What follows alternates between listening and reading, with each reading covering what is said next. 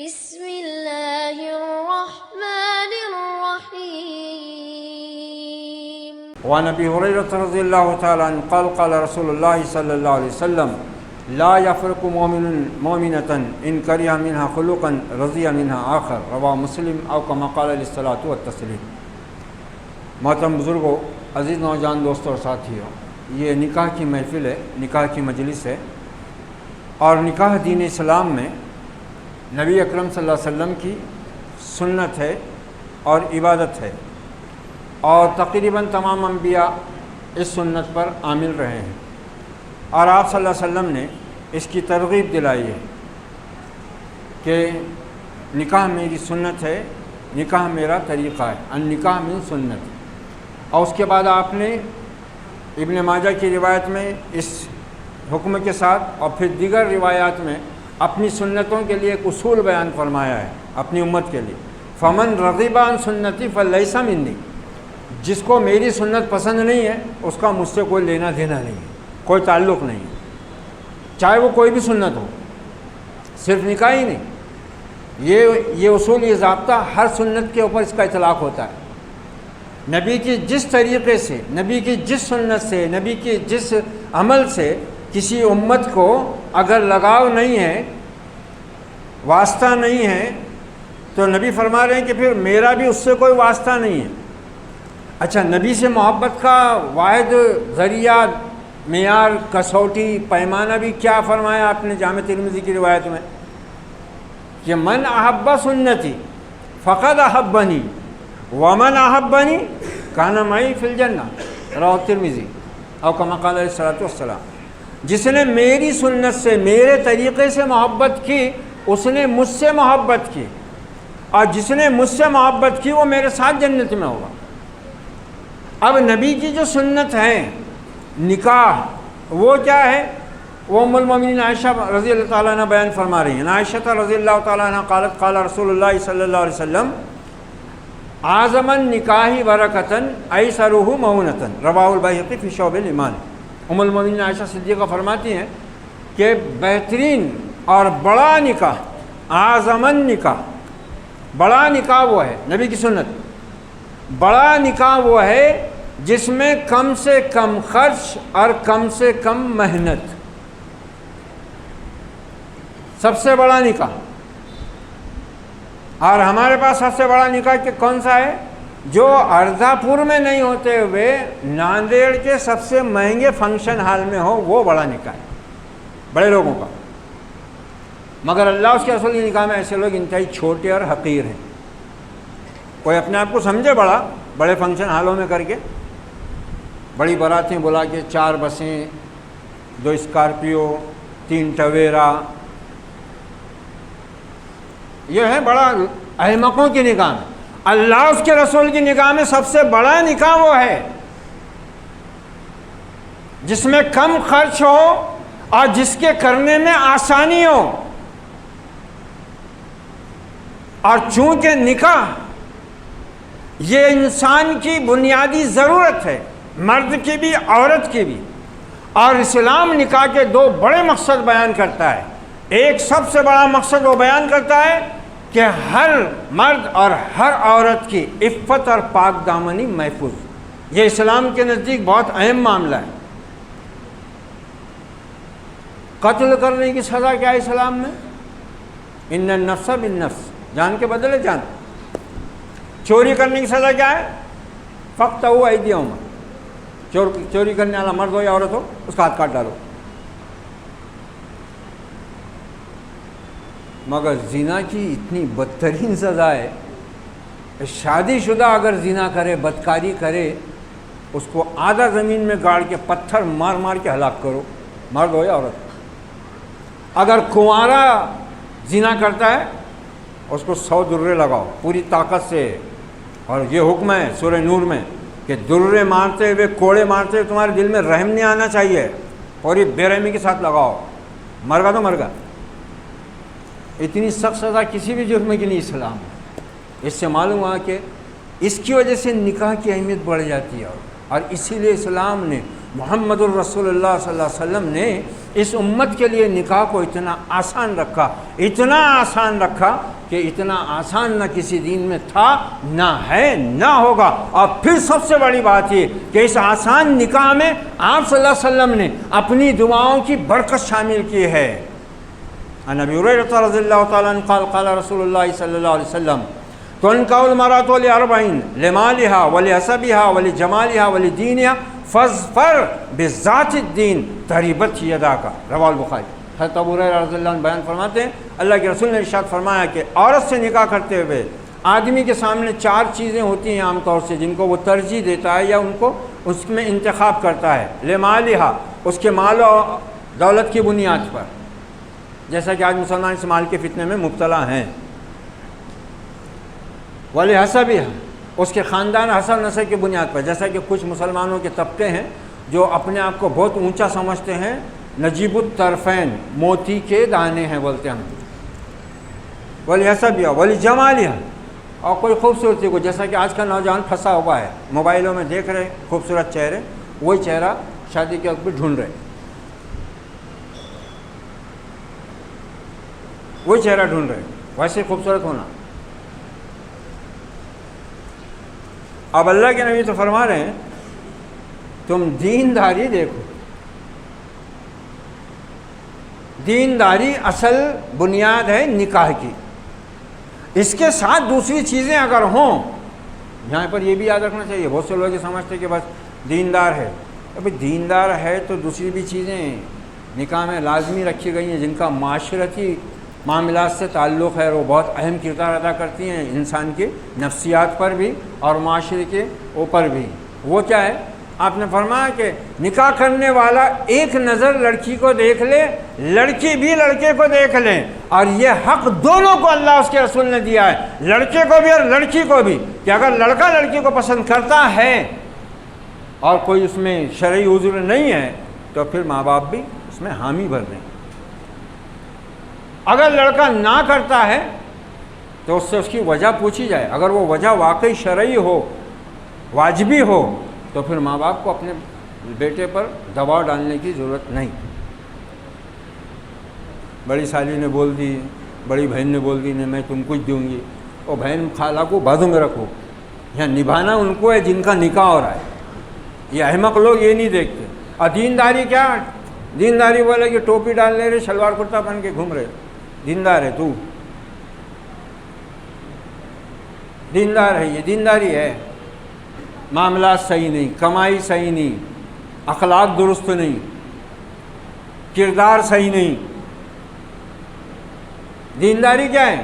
دینداری میں آپ نے 2 چیزیں رکھے، ایک دین عقیدہ اور دوسرے اخلاق۔ من ترضون دینہ وخلقہ، جس کے دین اور اخلاق دونوں سے تم مطمئن ہو اس کا اگر رشتہ ہے پھر انکار مت کرو۔ لیکن اس صورت میں بھی لڑکے کو بھی حق، لڑکی کو بھی حق، جو عام طور سے ہمارے سماج اور معاشرے میں نہیں دیا جاتا لڑکی کو۔ اور وہ ماں باپ بڑے فخر کرتے ہیں اسی اولاد پر، ہمارا خون ہے، ہمارے سے آگے نہیں جائیں گے۔ سب کا خون اپنا اچھا رہتا، دوسرے کا تھوڑی رہتا۔ اور اب تو وہ بھی صحیح نہیں رہ رہا، ہاسپٹل میں معلوم نہیں کس کس کا چڑھا کے آ جا رہا، وہاں کوئی نہیں پوچھ رہا کہ یہ خون کون سی ذات والے کا ہے، بیگ کا ہے، خاندان سید کا ہے، پٹھان کا ہے، مغل کا ہے۔ ارے وہ لکشمی نارائن کا ہے تو بھی چڑھے جائے، آ جا رہا رائٹ ہو گیا یار، وہاں نہیں پوچھ رہا یہ خون کی بوتل کس کی ہے، اس کی نسل کیا ہے، اس کی ذات کیا ہے، اس کی برادری کیا ہے۔ یہ اللہ کا عذاب آیا ہوا ہے ہم پر، ہم نے اللہ کے رسول کی سنتوں سے منہ موڑا، قرآن شریف کو ہم نے پیٹھ دکھائی۔ اللہ نے کہا ٹھیک ہے تو پھر میں تم کو بھی تمہارے حال پر چھوڑتا ہوں، دیکھو پھر کیسی تباہی آتی ہے۔ اسی لیے اللہ کے نبی نے فرمایا کہ جب تمہارے پاس ایسا رشتہ ہے جس کے دین اور اخلاق سے تم مطمئن ہو اور تم اس سے اگر نکاح نہ کرو تو پھر زمین میں بڑا فساد برپا ہو جائے گا۔ وہ ہو گیا ہوا ہے، وہ ہو گیا ہوا ہے۔ کچھ احمق وہ ہیں، ان میں دیندار بھی ہیں، بے دین بھی ہیں۔ لڑکی یا لڑکے کی بات چیت ہو گئی، لڑکی والوں کو لڑکا پسند آ گیا، لڑکی والوں کو لڑکی پسند آ گئی، دونوں کے ذمہ داروں نے ایک دوسرے کو مل لیے، دیکھ لیے، اب نکاح ہو جانا نہیں، رسم کریں گے، اس کے بغیر نکاح ہوتا ہی نہیں، سمجھ رہے احمق۔ اور وہ جو شیر خاں بنے پھرتا نا باہر ہوٹل میں پان ٹھیلے پہ، گھر کو گیا کہ بھیگی بلی ہے وہ، چوہے دان میں ایسا گیا ایسا گھس جاتا اور باہر آ کے بولتا وہ ہم تو نہیں بول رہے تھے، سیدھے سادے طریقے سے کرنے کا تھا ہمارا ارادہ بھی، کیا لینا کیا دینا اپنا ہے ہی نہیں، کچھ شرعی مطابق کریں گے، مگر وہ کیا ہے کچھ عورتیں اور کچھ خاندان کے بڑے بول رہے کہ نہیں پہلے سے پرمپرا چلے آ رہی باپ داداؤں سے رسم ہونا۔ کس نبی کی سنت ہے؟ نبی کی سنت کیا ہے؟ نکاح وہ سب سے بڑا جو آسان ہو، سستا ہو، اور ولیمہ بھی وہ نہیں ہے مسنون ولیمہ نہیں ہے وہ جس میں لاکھوں روپے اڑایا جا رہا ہے، اور زندگی بھر کے بیچارے نے غلامی لکھ کے دیا نکاح نامے پہ دستخط کر کے، اس کو 2 گھنٹے راجہ بنا کے خوش کر دے رہے ہوں اسٹیج کے اوپر بٹھا کے، کرسی مہاراجہ کرسی، انہیں بھی سمجھ رہا ہوں میں راجہ ہوں بادشاہ ہوں، دوسرے دن دیکھے تو چہرہ اترا ہوا، کیوں رے کیا ہوا؟ ارے بیکار ہو گیا وہ، بادشاہ تھا نا یار، کل جلال الدین اکبر بیٹھے تھے نا مہاراجہ کرسی پہ، آس پاس وزیر منڈلا رہے تھے صاحب، موبائل چالو تھے کھٹا کھٹ، آج کیا ہو گیا تیرا منہ کیوں اتر گیا؟ یہ صورت حال ہے، خوشی ہو غم ہو، اسلام نے اپنے ماننے والوں کو پابند کیا ہے، خوشی مناؤ نبی کے طریقے پر، غم مناؤ نبی کے طریقے پر۔ آپ نے خود بولے ولیمہ کرو، ولیمہ کرو بولے آپ نے، اور یہاں تک بولے آپ نے کہ جس کو ولیمے کی دعوت ہو اور وہ بلا عذر شرعی اس دعوت میں شریک نہ ہو وہ ہم میں سے نہیں، مگر آپ نے اس کے لیے شرط کیا لگایا؟ عن ابی ہریرہ رضی اللہ تعالیٰ عنہ قال قال رسول اللہ صلی اللہ علیہ وسلم شر الطعام طعام الولیمۃ یدعى لها الاغنیاء ویترک الفقراء۔ حضرت ابو ہریرہ راوی اس حدیث مبارکہ کے، مسلم بخاری میں یہ روایت مختلف سے الفاظ کے فرق سے آئی ہے کہ نبی صلی اللہ علیہ وسلم نے فرمایا بدترین کھانا اس ولیمے کا کھانا ہے جس میں خاندان اور برادری کے لوگوں کو بلایا جائے اور غربا، یتامہ، فقراء اور مساکین کو نہ بلایا جائے، وہ بدترین ولیمہ ہے، وہ ولیمہ بدترین ہے۔ اب اسلام نے نکاح کے 2 بڑے مقصد میں ایک رکھا مقصد پاک دامنی، جس کا میں نے بھی ذکر کیا کہ کتنی اہمیت اسلام میں اور کتنی بدترین سزا ہے زنا کی۔ دوسرا بڑا مقصد کیا ہے کہ اسلامی سماج، اسلامی معاشرے کو وجود میں لانے کے لیے اس نکاح کے ذریعے پاکیزہ نسل پیدا ہو، نسل پاکیزہ ہو۔ ولد الحرام اسلام میں امامت نہیں کر سکتا،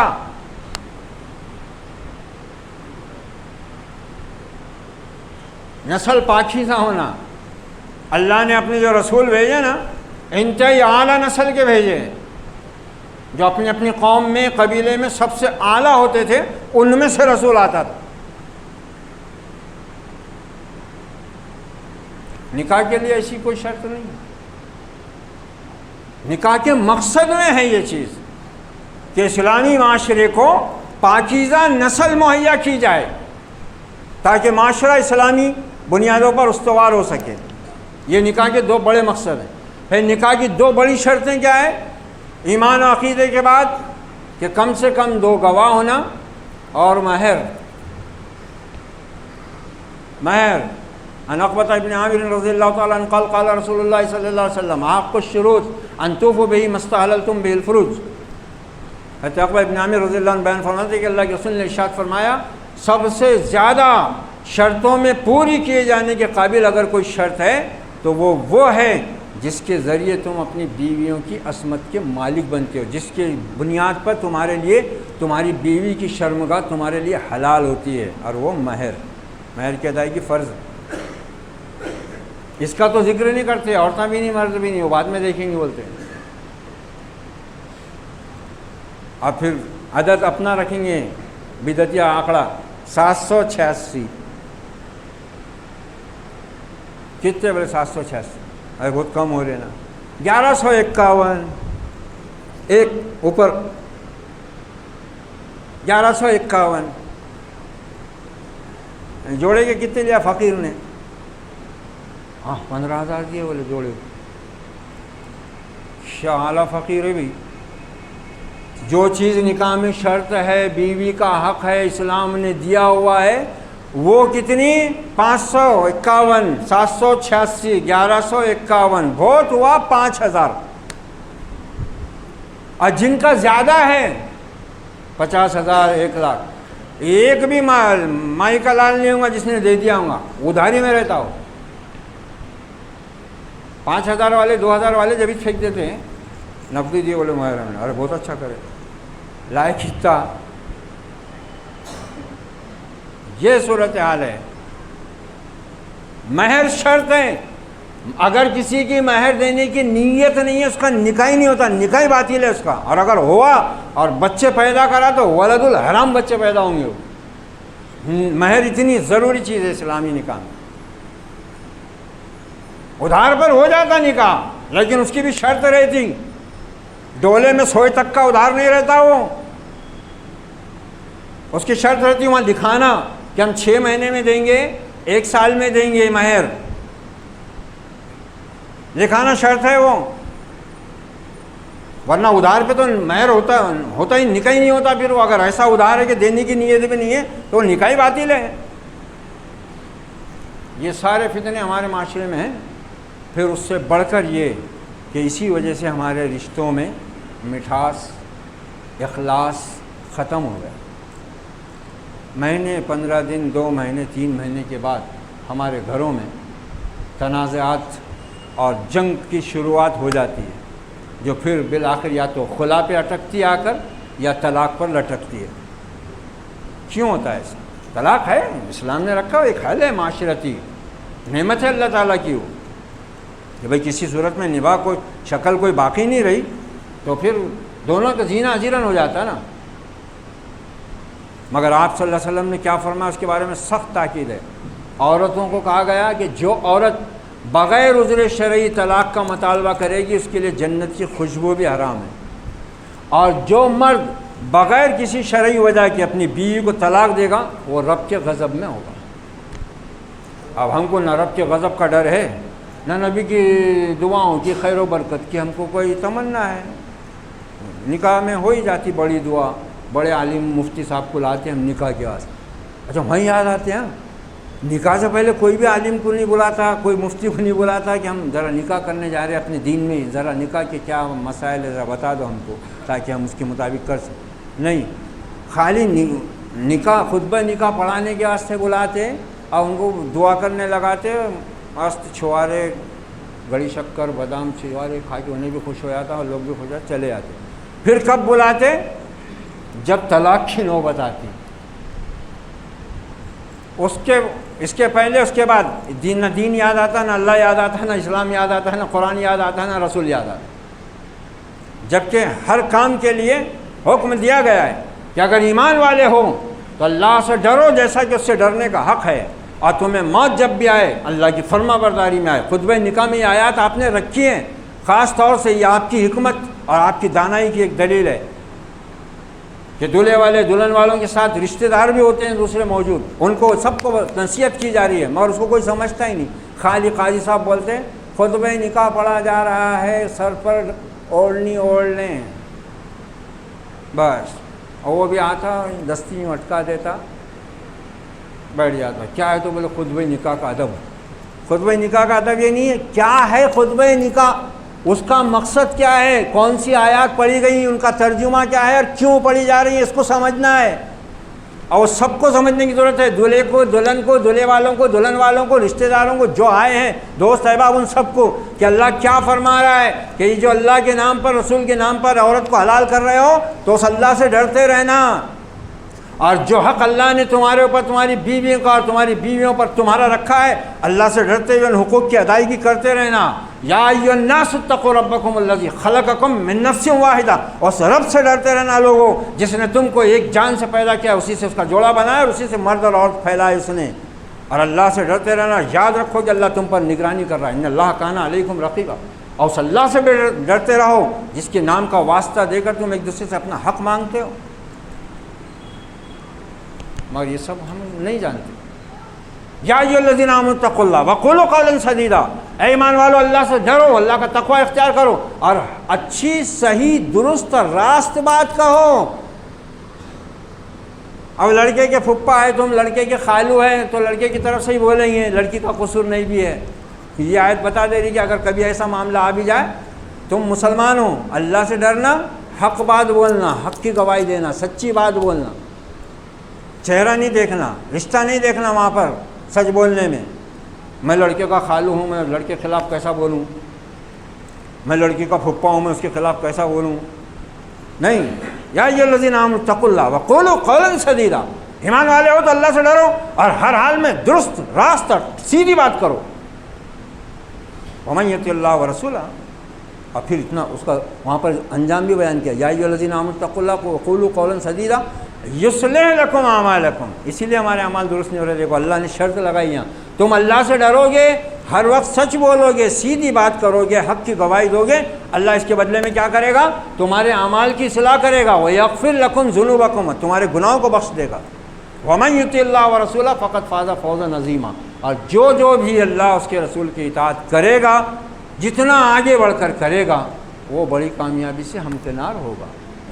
پھر نبی نے دلہن والوں کو، دولہے والوں کو یہ سب نصیحتیں فرمائی ہیں کہ دیکھو کوئی مومن مرد اپنی مومنہ بیوی سے نفرت نہ کرے۔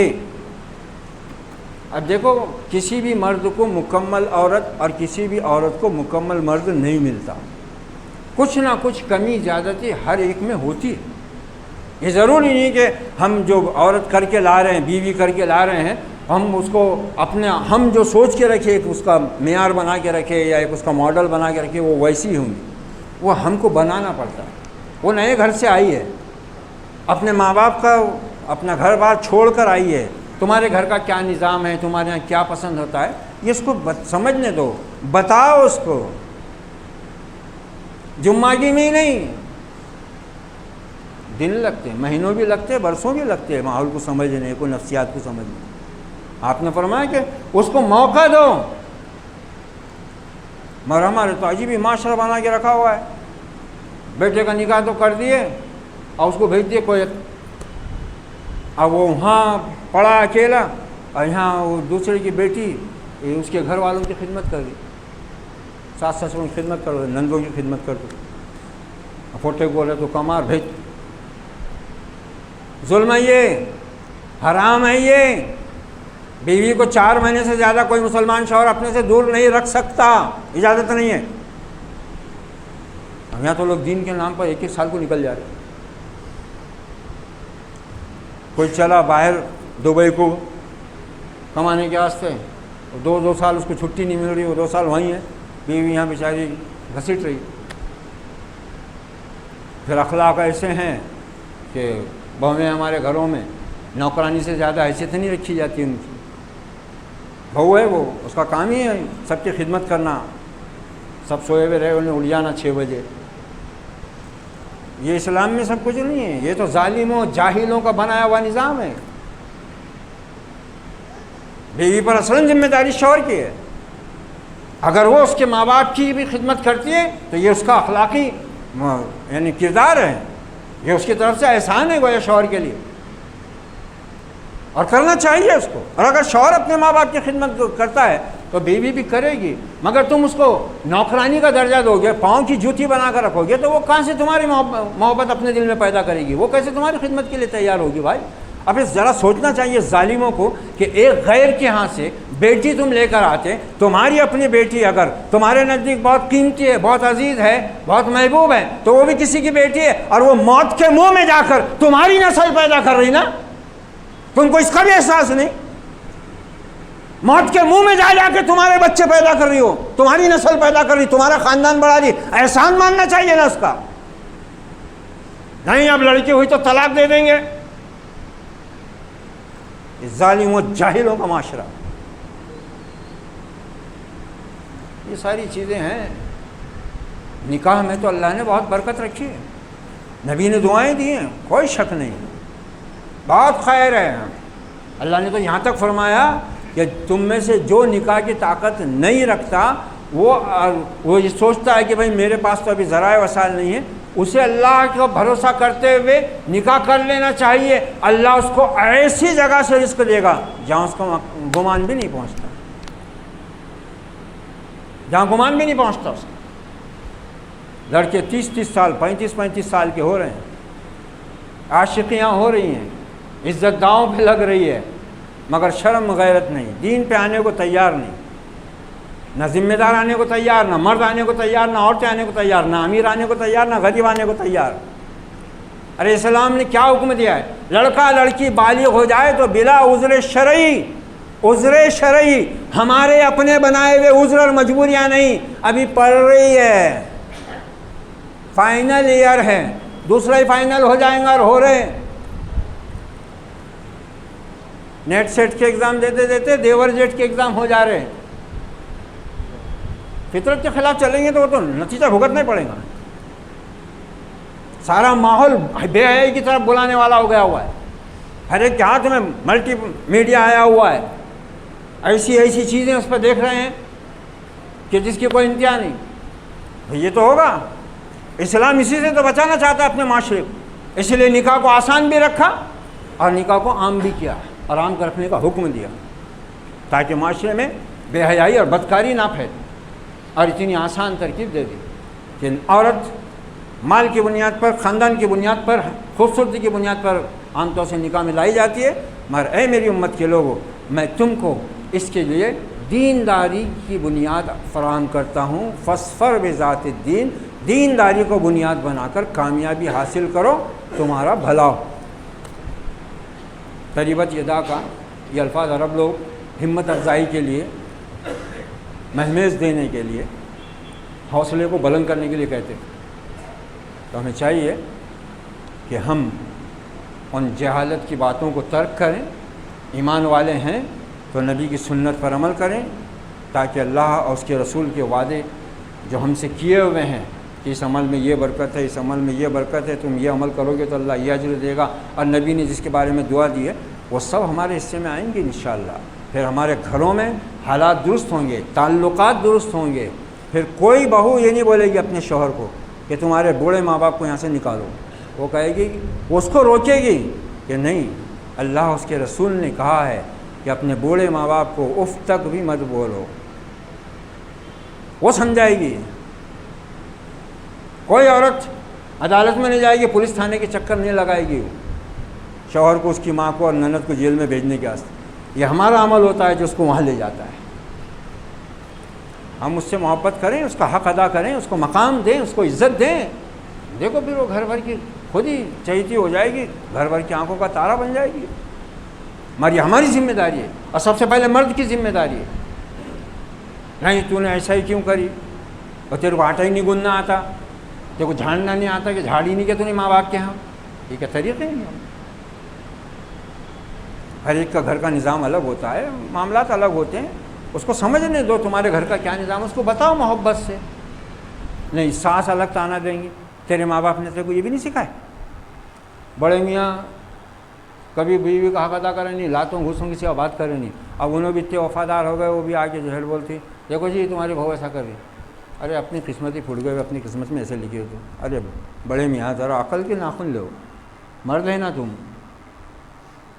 جاہل بیوی کو اور الٹا جہالت پہ آمادہ کرے گا، اس کو سمجھا، ارے پاگل ہے کیا، بچی ہے، سمجھا اس کو، ذرا نہیں آتا جو بتاؤ اس کو، بات ختم ہو جاتی ہے۔ نہیں، یہ بڈھا بھی بجنے لگ جاتا۔ پھر بڑی نند آئی بھی ہے تو وہ تو مہارانیش ہے، وہ بھی شروع ہو جاتی، ہمارے ماں باپ کو تو آرام ہی نہیں ملا۔ ارے تو تیرے ماں باپ کو آرام دینے کو کیا دوسرے کی بیٹی لائی، تو نوکرانی بنا کے تو آ کے بیٹھ، نہیں تو اپنے گھر کو بلا کے رکھ۔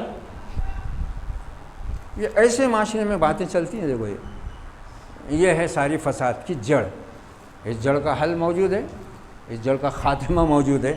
بس اللہ سے دعا کرنے کے ساتھ اللہ سے ڈرنے کی ضرورت ہے، کیونکہ خطبے کے اندر یہی تینوں آیتیں 4 بار حکم دے رہی ہیں اللہ سے تقویٰ کرنے کا، تاکہ ہر انسان دوسرے کا حق بھی پہچانے، اس کا حق اس کو دے، انصاف ہو سب کے ساتھ، سب کے ساتھ اس کی مرتبے مقام کے ساتھ معاملہ ہو، حسن سلوک ہو، گھر جنت بن جاتا ہے۔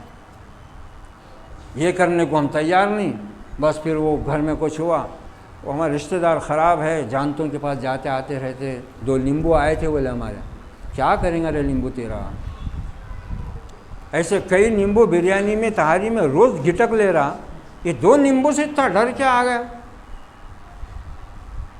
ہمارے بچے کے جیب میں سے اتنا لوہے کا ٹکڑا نکلا، بولے کپڑے دھوتے اس کی ماں نے دیکھی تو ڈال دیا ہوں گا، کوئی بچے نے ڈال دیا ہوں گا، آیا ہوں گا اعوذ باللہ من الشیطان الرجیم پڑھ کے پھینک دے، ختم نہیں۔ مگر اب ہم ہے ہی نہیں اس دین پہ، اس اللہ پہ بھروسہ ہی نہیں، تو اس پہ یہ شیطان نے ہم کو ڈال دیا ہوا ہے۔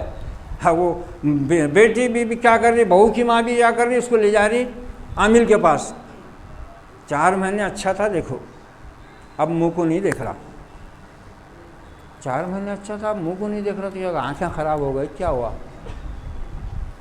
تو کچھ دے دو۔ اب وہ عامل جو تعویذ دے رہا نا، اس کی بیوی 6 مہینے سے گھر کو گئی ہوئی انہیں نہیں آ رہی، انہیں اس کو دے رہا تعویذ لکھ کے، شکر پڑھ کے دے رہا محبت پیدا کرنے، شاید تماشے بنا دیں۔ افسوس کا مقام ہے مسلمانوں، اتنا پیارا نظام دیا ہم کو اللہ اس کے رسول نے کہ اگر اس پر ہم چلیں نا، ہمارے گھر جنت بن جائیں، ہماری اولادیں ہماری آنکھوں کی ٹھنڈک بن جائیں، ہماری بیویاں ہماری آنکھوں کی ٹھنڈک بن جائیں، جس کی دعا ہم کو سکھائی ہے قرآن نے، ربنا حب لنا من ازواجنا وذریاتنا قرۃ اعین واجعلنا للمتقین اماما۔ اے ہمارے پروردگار، عطا کر ہم کو ہماری بیوی اور ہماری اولاد سے آنکھوں کی ٹھنڈک، اور ہمیں متقیوں کا سربراہ، سردار، حاکم اور امام بنا۔ اللہ سے دعا ہے اللہ تعالی ہم سب کو اپنے احکام کے اوپر عمل پیرا ہونے کی، اپنے نبی پاک کی سنتوں پر اخلاص نیت کے ساتھ، جذبہ شوق کے ساتھ، وفاداری کے جذبے کے ساتھ، مکمل اطاعت کے نیت کے ساتھ ہمیں اپنے نبی کی سنتوں پر عمل کی توفیق عطا فرمائے۔ اس نو بیاتہ جوڑے میں اللہ اب محبت پیدا فرمائے، ایک دوسرے کے حقوق کو سمجھنے کی، ایک دوسرے کے حقوق کو ادا کرنے کی توفیق عطا فرمائے۔ دونوں خاندانوں میں اللہ ایک دوسرے کی اصلاح اور ایک دوسرے کو تقوی کی نصیحت کرتے ہوئے، ایک دوسرے کو دین پر چلنے کی تاکید کرتے ہوئے، ایک دوسرے کا حق اور ایک دوسرے کا احترام پوری طرح اپنے عمل میں، اپنے اخلاق میں بروئے کار لانے کی توفیق عطا فرمائے۔ اور اللہ ہر مسلمان کو، ہر مسلمان مرد کو اپنی بیوی کا، اور ہر مسلمان بیوی کو اپنے شوہر کا حق ادا کرنے کی توفیق عطا فرمائے۔ ہر مسلمان اولاد کو اللہ اپنے ماں باپ کا حق ادا کرنے، ان کی خدمت کرنے کی توفیق عطا فرمائے، اور ہر ماں باپ کو اللہ اپنی اولاد کے ساتھ انصاف کا معاملہ کرنے کی توفیق عطا فرمائے۔ اقول قولی ھذا واستغفر اللہ لی ولکم ولسائر المسلمین فاستغفروہ انہ هو التواب الرحیم ورب کریم وصلی اللہ علی النبی وعلی آلہ واصحابہ اجمعین والعاقبۃ للمتقین۔ والسلام علیکم ورحمۃ اللہ وبرکاتہ۔